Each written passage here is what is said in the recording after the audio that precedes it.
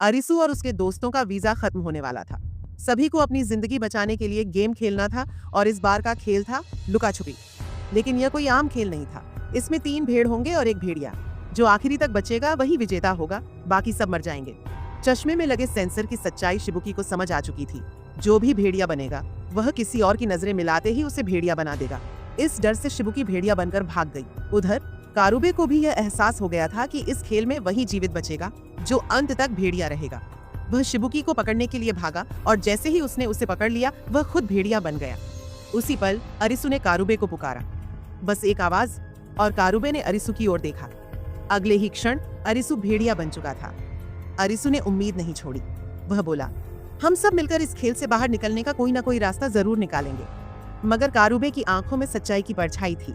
उसने भारी मन से जवाब दिया, इसका कोई रास्ता नहीं अरिसु। तभी उसाजी ने अरिसु पर हमला करने की कोशिश की, लेकिन चौबा बीच में आ गया और उसे रोक लिया। यह अरिसु के बचने का आखिरी मौका था। वह वहां से भाग गया। एकांत में छुपे अरिसु की आंखों के सामने वे तमाम यादें तैरने लगी। हंसी, दोस्ती, संघर्ष और अब यह खतरनाक खेल। अचानक उसने अपना फैसला बदल लिया। उसने कारुबे और चौबा को पुकारना शुरू किया। मैं यहाँ हूँ, हम सब साथ मिलकर बच सकते हैं।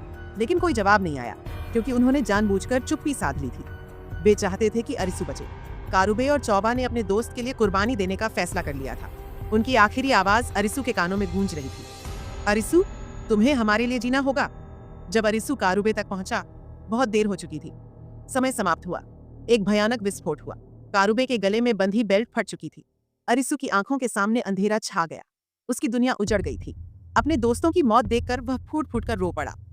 आगे क्या होता है जानने के लिए हमारे चैनल को सब्सक्राइब करें।